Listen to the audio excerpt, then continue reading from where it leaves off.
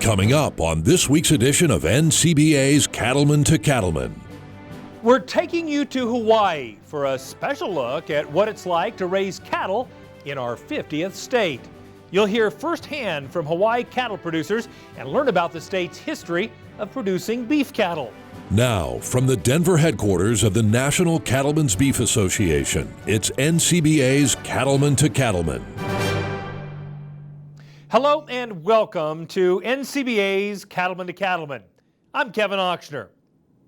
When people think of Hawaii, they may think of things like sandy beaches, surfing, and luau's. Those things are all part of the appeal of the Aloha state. But what's often overlooked is a long and rich tradition of raising cattle. So on this special episode, we're going to sit down with some leaders of the Hawaii Cattlemen's Council to talk about their efforts to tell their state's beef story. Let's take a look. Here on NCBA's Cattlemen to Cattlemen, from time to time we put the spotlight on great or unique things that are happening within state cattle organizations across the country. Today, we turn our attention to Hawaii and the work of the Hawaii Cattlemen's Council. Joining me now is Dr. Lisa Wood, a veterinarian and president of the Hawaii Cattlemen's, and Dale Sandlin, the managing director of the organization. Welcome both of you to our show. I guess to begin with, Dale, you both took on a pretty big project in putting together a 5-part video series teaching people about the beef industry in Hawaii. Why did you guys do that? Sure, we wanted to show the care and commitment that our producers have and the daily pride that they put into their product every single chance they get. So what we were able to do is work with the Hawaii Department of Agriculture to develop a contract that would help us promote beef, and do that not only through this 5-part series, but also gave us the ability to create 2 new websites, one for the Hawaii Cattlemen's Council and the Hawaii Beef Industry Council, and then also to help us revitalize our Hawaii Beef Ambassador program so that they could be able to tell their story in their own way and really make that a priority. You know, Hawaii is a fascinating place, but not some place that most people think of when they think of the beef industry. Lisa, what were some of the things you were trying to communicate to people relative to the Hawaiian beef cattle industry through this video?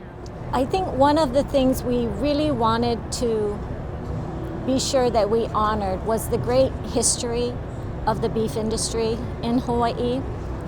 In our first video series that talks about our legacy, the people in that film do a wonderful job of explaining how cattle came to Hawaii and how the ranching industry grew out of that.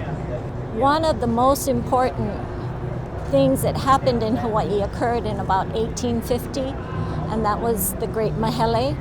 It was a land division act that allowed for the first time private land ownership. And at that point, we moved from small subsistence farming to larger agrarian operations like sugarcane and pine. And with those large businesses came the need for labor. So many of our waves of immigration began at that time, and they came first from the Asian countries, from China and Japan. We have immigrants from Korea. We also have European immigrants, people from Portugal, Germany. And as these people started to come in and join our workforce, many of them came to work on the plantations.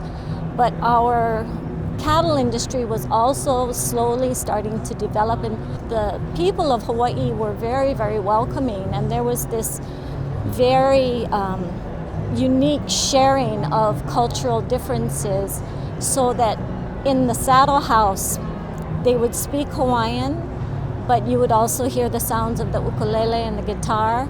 And in the tack room, there could be equipment that had either Spanish or German origin.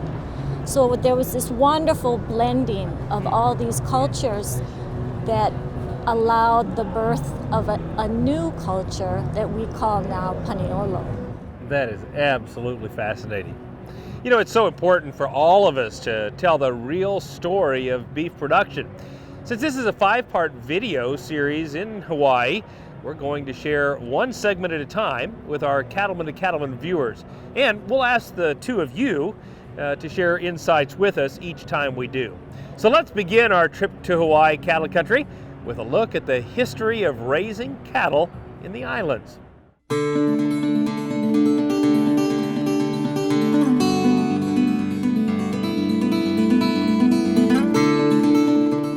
From Mauka to Makai, Hawaii is filled with amazing sights. What is sometimes overlooked is the long, rich tradition of raising cattle in Hawaii. In fact, Hawaii's ranches produce a significant number of high-quality cattle, and beef production is an important economic contributor in the state. Likewise, the men and women who raise cattle and produce beef today play an important role in protecting Hawaii's natural resources, where cattle have been raised for centuries. Those men and women are also ensuring the rich history of the industry is preserved so that it may be passed on to future generations. Hawaii's cowboys, known as paniolo, are at the center of this effort to preserve the past and to pass along the lessons learned from a lifetime on the land. In those days, the paniolo, my tutu man used to say, you breed your own cattle, you breed your own horse, you breed your own cowboys. So paniolo to us is more than just a culture, it's a lifetime. My great-grandpa, they worked on the ranch. I was raised on the ranch, and my grandfather, my dad, but they worked for Puawa Ranch, neighbor from Puck Ranch right across from here. And they've been cowboys all their life, and then I guess I just followed the tradition. It's tough to put into words sometimes what the paniolo culture means. But if you've been around it and you've experienced it, and you've particularly seen older generations before you demonstrate what it means, there's a work ethic involved with it which is unequaled. They'll get up any hour of the day, any kind of weather. They'll go out and get the job done. They'll do it with good humor. They'll take a beating sometimes, physically. They'll be resourceful. You can throw a cowboy in a tough situation, he's going to figure out a solution. Without a lot of fancy tools and technology, he'll figure it out. There is that spirit to it. And they can be dead tired and aching and soaking wet, and they got a smile on their face, and they're still joking on their way home. The paniolo culture is fascinating. Captain George Vancouver brought the first cows here in 1793. And the vaqueros were brought in 1832 to teach the Hawaiians how to raise cattle. So the paniolo tradition goes all the way back to 1832. And it's a unique blend of love and interest for cattle and land with the Hawaiian culture. And there is no history of Hawaii without the paniolo history. Cattle have played an important role in the history of Hawaii as one of the longest enduring agricultural industries in Hawaii. The first introduction was in 1793, and he made a second trip back with cattle. This second one included a bull, at least one bull. I think Kamehameha is pretty astute, he saw the value of this animal as being a real source of protein. In order to control and protect the cattle, large stone fences and corrals were constructed to create pastures. Today, some of these walls still exist on the islands, demonstrating the sheer size and scale of the early days of cattle raising in the islands.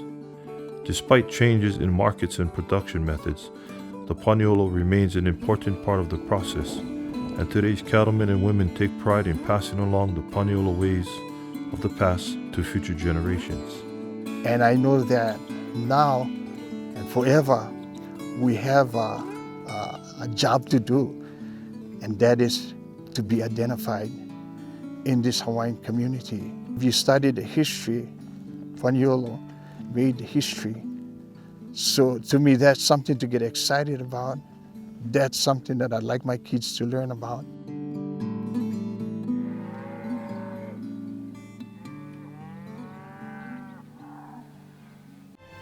Still ahead on Cattlemen to Cattlemen, we'll examine the cattle production cycle for producers in Hawaii and how it differs from operations on the mainland.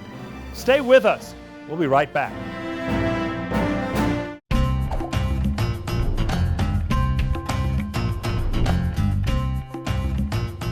Sure, cattle bring in the profits, but Case IH equipment helps you do everything else. Saddle up and make your way to Denver, Colorado for the 2018 Cattle Industry Summer Business Meeting. This is your chance to stay up to date on beef industry trends and policies. Meet with industry leadership and your fellow cattlemen and women. Plus, you'll get insights on hot topics at the Issues Forums. Mark your calendar for the 2018 Cattle Industry Summer Business Meeting, August 1st to the 4th in Denver. Find out more at ncba.org.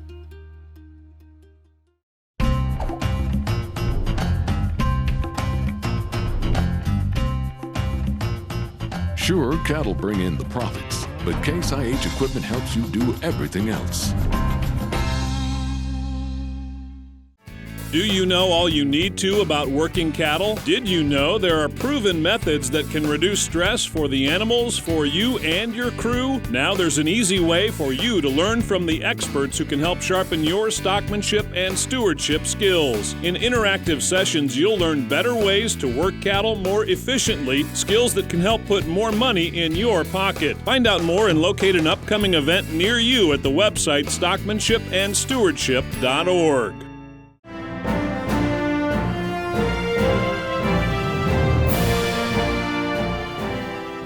One of the great strengths of the cattle industry in America is our diversity. Cattle are raised in nearly every state and in vastly different landscapes and conditions. But there's nowhere cattle are raised that's quite like Hawaii. And joining me now from Hawaii Cattlemen's Council are Dr. Lisa Wood and Dale Sandlin. You know, we talked earlier about the 5-part video series that you all created, and I guess I would start with you, Lisa. What was the purpose? What are some of the goals that you had in mind in creating this series about the cattle industry in Hawaii? We wanted to be able to highlight some of the unique features of our industry. As you said, many people don't even realize that we've been growing cattle in Hawaii for over 200 years. We had the opportunity to visit several of our ranches. We have ranches scattered across 5 major islands, and we chose to focus on 5 specific areas. One is the unique history that we have. The second is our production cycle, which is again quite a bit different from the mainland. The third was the health and well-being of our animals, it's our environmental stewardship, and the last was our vision for the future of Hawaii's cattle industry. And Dale, my understanding is you are sharing these online with consumers and everyone. What kind of reception have you gotten so far? Well, overwhelmingly supportive up to now. We're currently featuring those videos on our websites as well as on our YouTube channel. We're looking at making a bigger splash with that, but it's been well received, and it's from the feedback that we've heard, it's been that it's a true, honest representation of our industry, and it's allowing for both us to inform on our concerns that we have and the challenges that we face, but also in the quality and commitment that we do put into our product each and every day. We're going to see a clip from the video regarding the production cycle and how it differs in Hawaii. Dr. Wood, would you tell us just a little bit about what is different about producing cattle in Hawaii than the mainland? One of the first things is that we have a year-round growing season. Okay. And that means we don't have to put up feed the way some of our mainland partners do, but it does also mean that we're at the mercy of Mother Nature, and she has a lot of influence over how our grass grows. The second thing is we are surrounded by water, so transportation is a critical issue for us, not only for receiving goods, but also getting our product to market.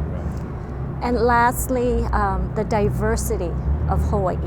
We have a huge diversity in the way where cattle are managed in our state. In some ranches, they go all the way from sea level up to 8,000 feet. We have one rancher that is in full view of an active volcano, so you can imagine the unique challenges that we might face. Yeah. That's absolutely fascinating. And now, let's head back to Hawaii to learn more about how producers raise cattle there.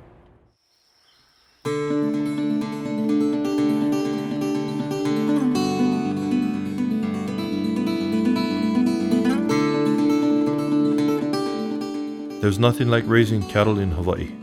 There are ranches and grazing lands on nearly all of the islands, and for the men and women who care for their animals and their land each day, their job is filled with challenges and rewards.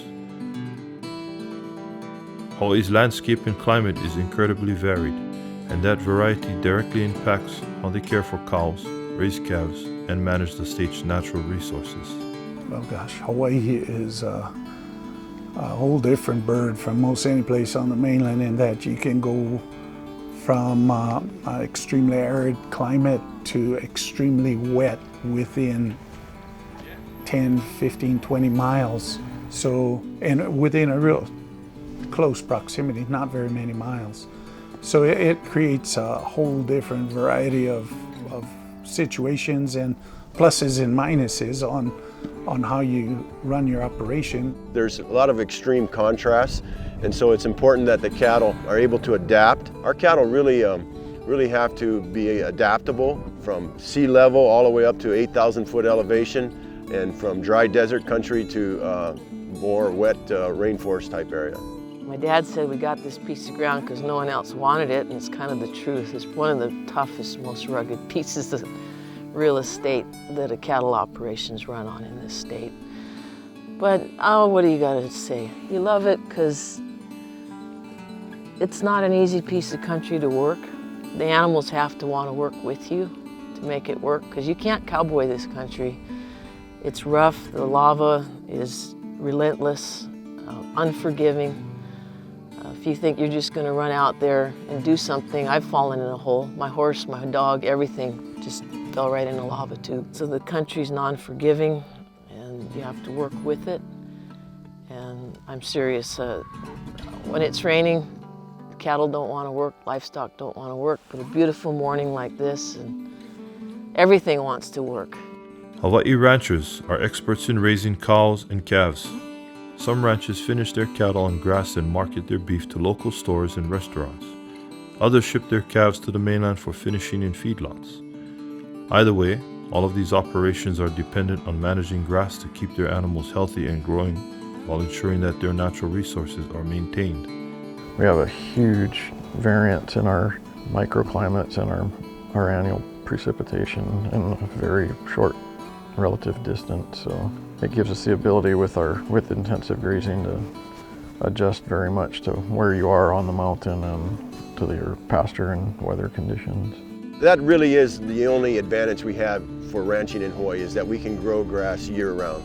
And so in order to do so, though, we do have to have rainfall year-round. Mother Nature, when she gives it to us, she's pretty generous, and when she decides not to give it to us, it can be pretty tough business. But for the most part, managing that resource, that's our primary responsibility. That's what we focus on. We do a lot of rotational grazing. We try to manage the forages so that we have an optimal amount of cover, basically try to prevent the weeds from coming in as well. One thing with handling our cattle with intensive grazing, we're moving them. Some herds will move every day, some will move every other day, just depending on where they are and the size of the paddocks they're in. So our cattle are really used to having people around, and they're most times they're waiting for you at the gate. They'll tell you when it's time to move. You know, you graze them one way for a cow-calf operation, another for stockers, and then you got to really get intense when you're finishing cattle. And every little hiccup can mean a big gap in gains. We think we're headed in the right direction, and we just got to just keep our eye on the ball and make sure that we continue to improve at every chance that we can. Again, you know, grazing is a year-round occurrence when we have the opportunity. And so managing that forage resource is key to our success. So we do some intensive grazing where we move the animals fairly quickly, and every couple of days we'll be moving these animals to a different pasture, and that allows the grass to recover quicker. Ranchers work to match their cattle breed to their landscape and climate, and they manage the genetics of their herd so their cows have the ability to thrive and produce the highest quality calves. Mama cow that you just drove past would weigh 1,300 to 1,500 pounds. Just a mile that way, a cow can't weigh more than 900 pounds. Just, that's how diverse this country is. The soil out there is thin, relatively new, eruptions and dust blown in from other eruptions. Where the land can support a bigger cow is there's pockets of deep soil, more mature soil types. You know, because we have such a diversity of climate and altitude, the Angus Charolais cross, which has been more market-driven than environment-driven, has worked well for us here. I think because the cows and the bulls that we use are born here and are acclimated locally. So we're looking out for the nutrition of that cow when she's pregnant. We're looking out for the nutrition for that cow and that calf when she has that calf at her side and is raising her up. We basically run primarily Angus cows on the ranch, and we have 2 breeding seasons. We try to match it with the rainfall that comes throughout the year. So we have basically 2 production cycles going on all the time. We're primarily a cow-calf operation here, but we've been transitioning to raising more cattle for local beef production as well. My vision for the future of ranching in Hawaii is a growing grass-fed or somewhat grass-fed beef program here. Most of the cattle are shipped out of state, and I certainly hope that we can develop the industry here in Hawaii where the cattle are kept here. It's more green, if you want to call it, but it's also something that would add to the food security of Hawaii.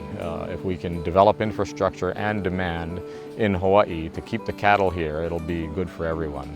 Beef production in Hawaii has been one of the stable primary sources of agriculture. We've been a very resilient industry. There's a lot of opportunity for us to continue to be a large part of the food production. We see it actually increasing over the years. There is opportunity for us to do so. The forage resource, if we can take advantage of that, we can probably double our beef production for the state of Hawaii.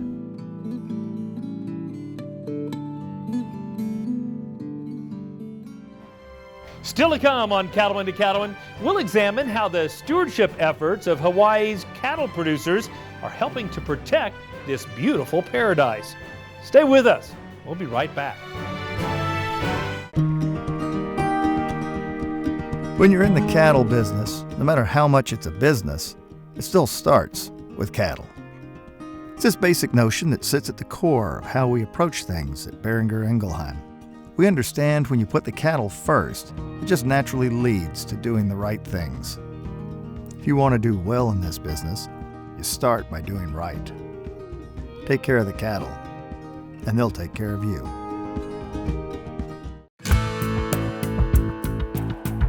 Public land issues are somewhat unique.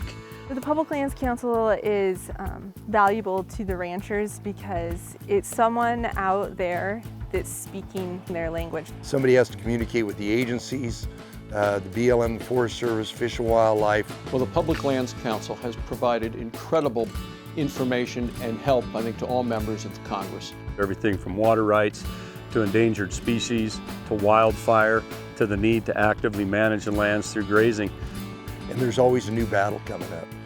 The people on the land know much better what's good for them, their land, and their community than anybody in Washington ever will or ever has. So for them to have someone who is out there helping send their message and helping them keep their industry alive, that's super important for them. There's no way you can really put a value on what they do for us. So having someone in Washington, D.C., a voice for the industry, a voice for public land ranching, such as PLC, Public Lands Council, is huge.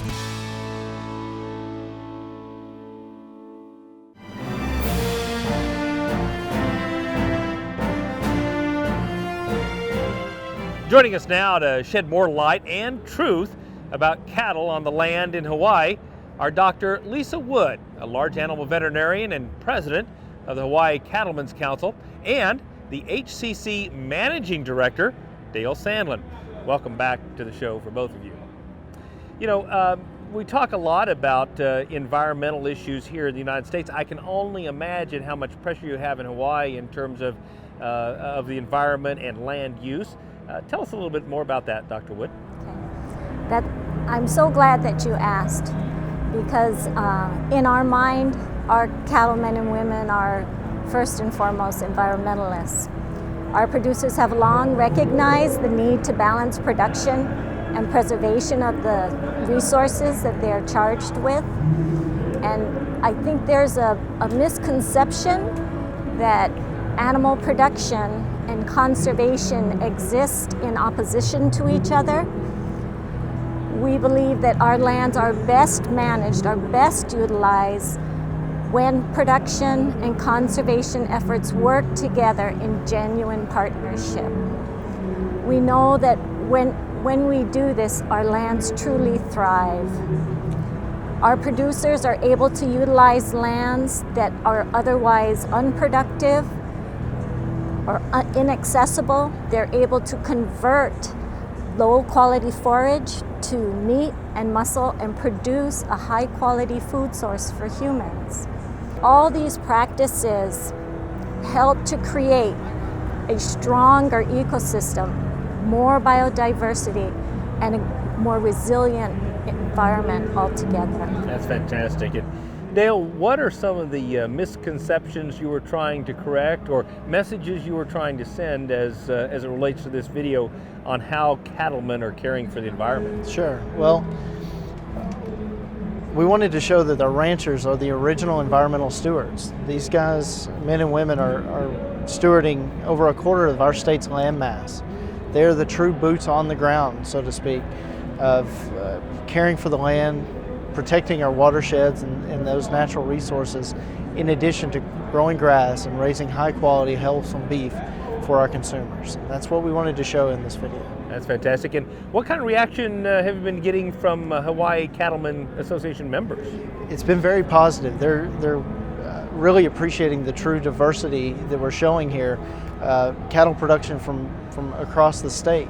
Not just focusing on particular islands or production practices, but showing how we're all working together to produce that high quality beef that we've all come to love.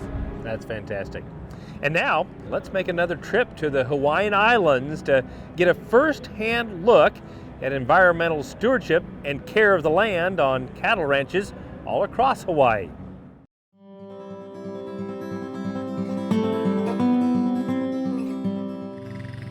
For the men and women who lead Hawaii's cattle ranches, the land provides their livelihood every day. They work with all their natural resources to sustainably raise cattle and to be able to pass on their ranches to another generation. If you're in our business, you have a responsibility to the land no matter who owns it. Your responsibilities to the next generation and to the generation that set you up there.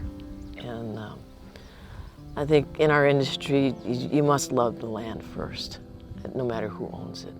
I'd like people to understand that Hawaii beef producers really, first and foremost, are conscious and value the environment and how they manage the stewardship of the lands that they farm. They want to leave a legacy for their family and for their children of leaving the property better than when they got it in the first place. So first and foremost, we'd like them to understand that, and that ranching is good for the environment. In my opinion, the ranchers that I work with are environmentalists. They see the long-term management of the land as a key need, and they have a lot of responsibility in that, and they take it seriously, and they work really closely with us to do both long-term conservation practices and also support the economic value of ranching in the long run. I think that's really the story of all cattlemen throughout the country. They tend to be, whether they're large or small producers, they try to work well with Mother Nature. Again, she's the one that really dictates whether we're successful or not. And if we can work within what she gives us, we can get through the tough times and try and do well in the times that are better. It really is just finding that balance in terms of stewardship with the natural resources and our livestock. Even as their primary focus is on providing the care their cattle need, ranchers must also ensure they are protecting the natural resources, the water and the grass their cattle depend on. It's a focus that benefits not just the ranchers and Hawaii's beef production, but all those who believe in the value of open space in Hawaii. So ranches in Hawaii and everywhere really provide to everyone else what we call ecosystem services. Folks don't realize it and they don't pay anything for it, but we provide all the things that they value in the environment on a daily basis. There's no one else that is doing that. So we are providing watershed, and we're providing the means to keep open green spaces, invasive species. We're through our management, we're fighting invasive species every day. Natural habitat preservation, critical habitat, all of these things are what people value, and we provide them for free to the general public. The ranches serve as an important buffer area to our native forests. They're kind of a protective area below the forested belt. So they also serve an important role in maintaining our green space and our rural economy. The ranchers are some of my favorite partners to work with, and they're just really, really supportive of conservation in the long run. This view plane here is an ecosystem services. If this were all to be developed, if this was condominiums and homes, for the most part, you don't have this vista, you don't have this view plane. An ecosystem service can be as simple as going down our ranch, Ho'okana Beach Road, looking out to the right and seeing open space, and looking Makai and seeing the ocean. And I'm telling you, that's why people come to Hawaii, and that is a service, and these are services that ranchers provide to the public. Visit any of the islands in Hawaii, and it's clear there's plenty of competition for land use, whether it's development, tourism, or simply the idea that the land would be better off left untouched. But the simple facts are, cattle on the land provide clear benefits to the overall health of the environment, while also supporting the production of healthy, sustainable Hawaii beef for today and tomorrow. Cattle on the land are a benefit among many reasons, keeping the fuel load down, maintaining fire controls, and for us, it's provide a livelihood and industry. This, industry, this lifestyle of ranching and agriculture and diversified agriculture, that combination is so important to us as just residents and community members of the community here, because it keeps Hawaii. The world's changing, it's getting busier, and it's important to the economy, I think, what we do, but also just to our spiritual well-being of having open space. It really is. Hawaii's a fascinating place. It's a great place. Ranching has a huge role. The ranches basically are the stewards of about a quarter of the land mass in Hawaii. Not only provides economic opportunity, but the ecosystem services that ranches provide are invaluable for the environment as well as for the tourism industry. People come to Hawaii because of the natural beauty, and the ranches, the Paniolos, are the ones that are the stewards of the beauty.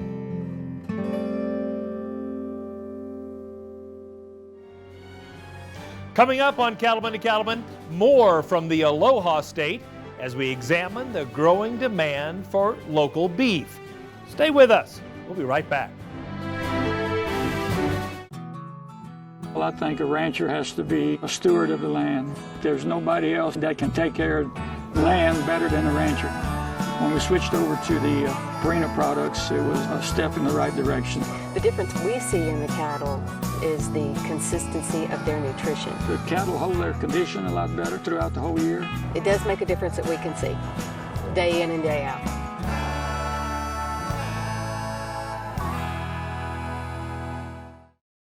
Join the National Cattlemen's Beef Association. NCBA is the oldest cattle industry organization, working every day to defend your interests in Washington, D.C. And there are big benefits to being a member. You'll get news you can use in the National Cattlemen and policy updates from Beltway Beef, plus big discounts from John Deere, Cabela's, and more great partners.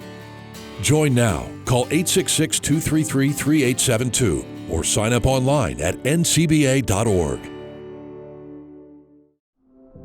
There is a new world out there, revealing itself in unpredictable ways. A world that demands more from the land and those who grow, farm, and build on it. This new world calls for the ingenuity to get more out of it, while preserving as much as we can. After all, to stay ahead of tomorrow, we need to be equipped for it today.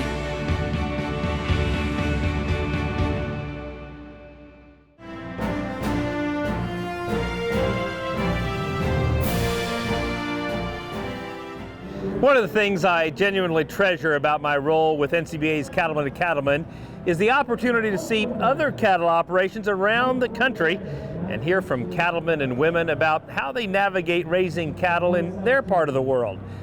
There's amazing stories out there, and certainly one that's impressed me is what's happening with the Hawaii beef cattle industry. And joining me once again are Dr. Lisa Wood and Dale Sandlin, both working on behalf of the Hawaii Cattlemen's Council. You know, we've been talking about this 5-part video series that you all created about the Hawaii cattle industry, and one of the things that you mentioned in that series is local beef and the trend towards local beef. Can you tell us what's happening in Hawaii as it relates to that? Sure. So we're seeing more cattle being produced for local consumption. We're also seeing high consumer demand and interest in the product, as well as expanding markets, and that's very promising signs for us. One of the biggest challenges we have, though, is our processing capacity. We're currently working on that, and we're hoping to make some progress in that area and actually see that processing capacity expand to meet our consumer demand. And specifically, what kind of opportunities is that creating for Hawaii cattle producers? Sure. One specific example is our is the ability to get more locally produced beef into our school system to be served by our Department of Education. We're currently working with them on that. Just last month, beef was actually featured as the item of the month for all of the public schools in Hawaii, and that's huge for us. They are the largest restaurant in the state. They serve over 100,000 meals a day. And the cuts that they buy are the 2 cuts that we have the hardest time selling, and that's our ground beef and our stew meat. And so for us, we're seeing that as a win-win scenario for our industry and for the people of Hawaii. And specifically, what are some of the messages you were trying to get across as it relates to locally grown and raised Hawaii beef in this video series? Sure. Well, again, we wanted to show the rancher being able to give their story in their own words. This was an unscripted video for us, where we came in with some general questions, but allowed them to speak what was on their hearts and what was on their minds, and really share their story and their commitment to not only the cattle that they raise, but to the land and the water that they steward. Do you have anything to add, Dr. Wood? Our industry is really focused on helping Hawaii create a safe, secure, and sustainable food source. Those things are so important to us as an island state. And our ranchers, our cattle growers, are committed to increasing the pounds of quality local beef. We have wonderful partners in the restaurant industry, chefs and vendors who have also committed to keeping local beef on the shelves and on the menus.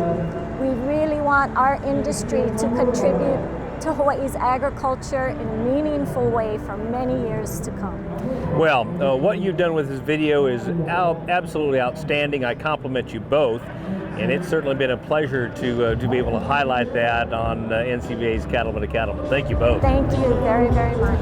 And now, let's go back one more time to Hawaii to get a taste of what's happening with the local beef movement in the Aloha state.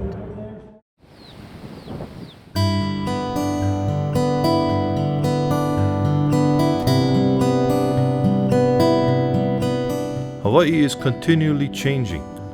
The wind, the water, the volcanic activity, and the people all have an impact.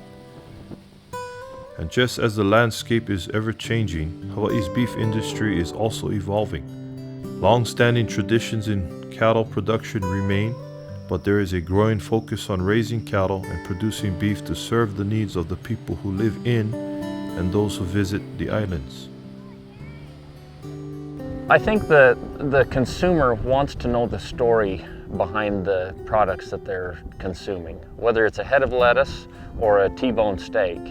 And when they know the story and they can put faces behind what they're having for dinner, that means something. It gives them a connection to the land that most consumers today have lost, but we're seeing a renewed interest of knowing of where their food comes from. Grass-finished beef it's very much in vogue here, just like anywhere. There's a huge push to have locally produced food available to the consumer, whether it's at the restaurant or the supermarket. And being that we're in the tropics and we can grow grass year-round, it's kind of a good fit to try to do our grass-finished product. Although drought can sometimes limit cattle numbers and production, Hawaii is usually blessed with plentiful grass. That provides the opportunity to finish cattle on pasture, and that local grass-based product is becoming increasingly popular with Hawaii's chefs and restaurants.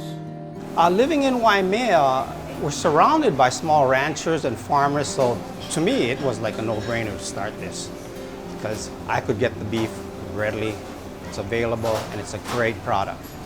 I think the guests really love it. The guests to Hawaii are really blown away by the flavor of the grass-raised beef that is all from the Big Island here. It's great to know these people, and it's really fun for us as chefs to interact with the ranchers because number one, that's who's raising this food for us, and the connection is just so tight, you know, this thing, right? But it's also really cool because these are really cool guys, and they're living a completely different lifestyle than us. So it's, you know, we probably go to bed about the time that they go to work. Well, I think that is the part that I am the most proudest of and have greatest pride is that they truly like the product. It is a natural product. Chefs have actually said the cutability and the consistency and the quality, and I guess our pricing level seems to be really very attractive to them, and the eating quality for consumers, they are so willing to share that with us. It's so positive. Beyond winning fans among chefs and at restaurants, locally raised Hawaii beef is also becoming more widely available in large and small grocery stores and supermarkets throughout the islands. Well, people say, okay, local agriculture definitely helps the economy, right? We're able to employ more and more people, but most so here in Hawaii. I made it a point to realize that all of the farmers and whoever we deal with, it's one big family. You know, it's a matter of working together and try to improve the product they're able to sell. Try to get to a point where, you know, I'm helping them, and it creates only like a win-win type of situation. But this is what Hawaii is about, right? It's about relationship, it's about family. We love our customers and we strive to do everything we can to satisfy and delight them. So we love it when we hear from our customers that we have some of the largest selection of local grass-fed beef in the state, and some say some of the highest quality beef you can purchase from a grocery retailer in the state. And so we do all we can to satisfy and delight them, and it's great that they love the local beef program, and you can see it in the sales. Over 50% of all the beef we sell is local and local grass-fed. For supermarket retailers, the beef raised in Hawaii meets a stringent set of quality and care standards known as the Global Animal Partnership, or GAP, before the product shows up at the meat counter. It means that they can look at that package and see what certification is on there from a GAP standard, and they can see that yes, this animal came from an operation that really does focus on treating the animals well, treating their employees well, and treating their land well. The value of the GAP certification plan allows ranchers to capture the value of the practices that they're already doing very well. Our cattle are certified in this GAP program to allow us to highlight the things that we're doing well and to let the customer know what we're doing on the ranch that helps make this the best product that we can create. Across Hawaii, you'll find high-quality cattle cared for by dedicated, skilled cattlemen and women in an outstanding production environment. No doubt, an important part of the future for Hawaii's beef industry is meeting the needs and demands of local consumers. It's important, I think, to support the industry, not only because of the wholesomeness of their product and the quality which they are seeing on the meat counter now from grass-fed beef locally, but also to have them understand that they are supporting our agricultural base here, which is so interconnected. We have so much to offer here in Hawaii. We have a beautiful view, we have the beaches, we have the mountains, we have this beautiful landscape of Waimea, and people come here to Hawaii to relax and to enjoy life. And when we have a product that we are proud of, and it represents everything good about Hawaii, and that is what's exciting about our product being kept here locally. Buying Hawaii-raised beef is good on so many different levels. First, and most importantly, it tastes great. Second, it's good for you. Third, it's good for Hawaii because it helps perpetuate a lifestyle in Hawaii. And if we keep cattle ranch is viable, then we keep large green pastures open. They don't have to turn into suburbs, so that's good for Hawaii. And all the people that are part of the Paniolo lifestyle and that community. So it's good on multiple levels.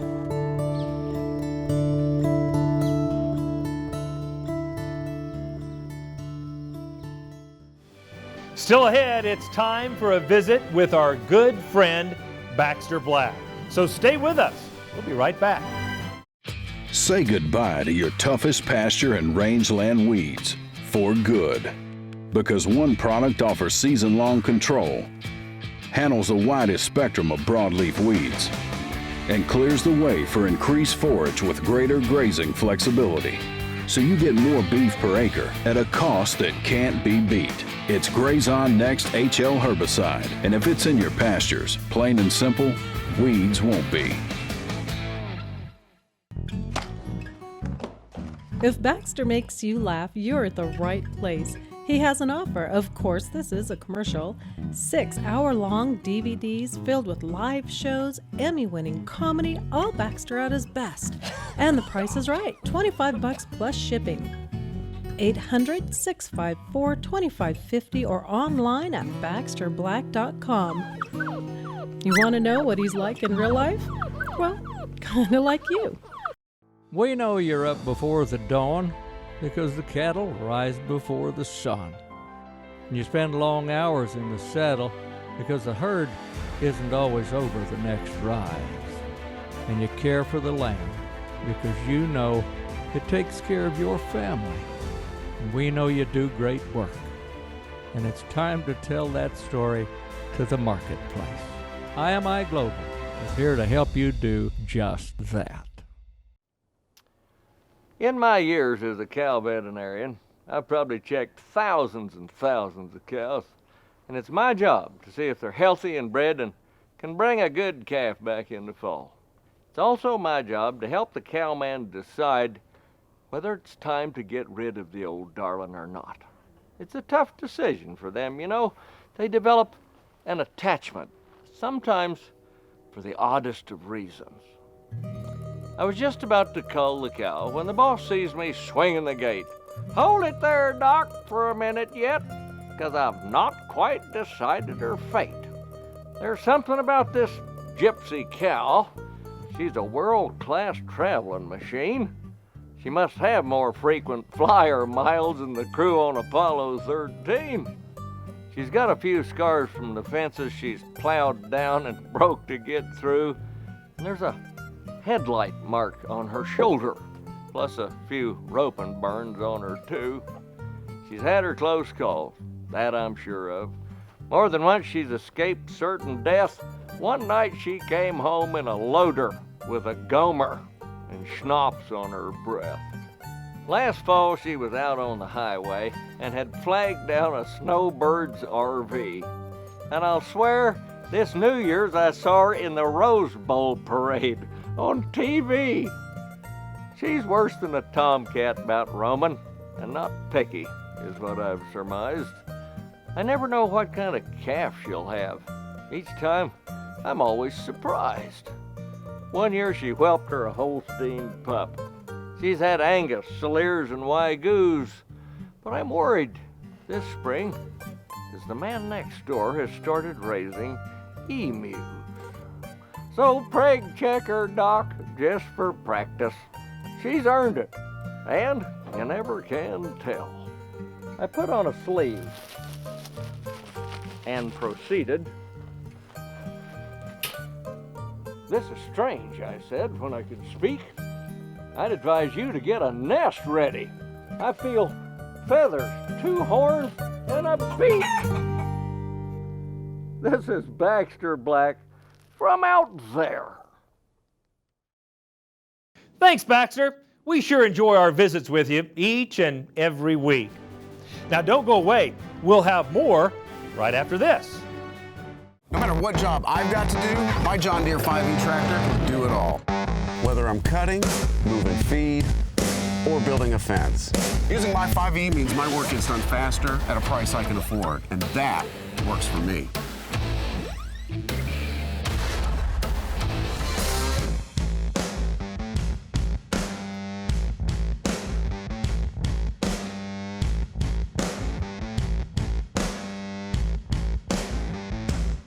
What does it mean to be an American cattleman? It means you have what it takes where it counts, on the inside. At Ritchie, we understand that. It's what's on the inside that defines us. We share the same values: ingenuity, commitment, sense of pride. These are the values that built this country. They're the values that built this company. Ritchie, proud to be a partner to the American cattlemen since 1921. Are you concerned about the impact government policies could have on your cattle business? One way to make your voice heard in Washington is by joining NCBA. When you join, you'll have access to key policy updates and insights from Beltway Beef. It's the best way to hear directly from NCBA's DC team. Beltway Beef provides valuable policy information, and it's free for NCBA members. Stay in touch with Beltway Beef. Join now at ncba.org.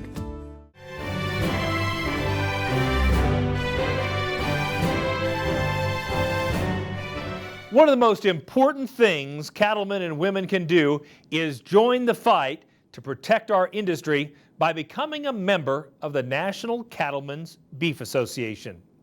Every day, the NCBA staff in Washington, D.C. and in Denver is working to protect the interest of cattle producers in Hawaii and all across the country. You can help by becoming a member.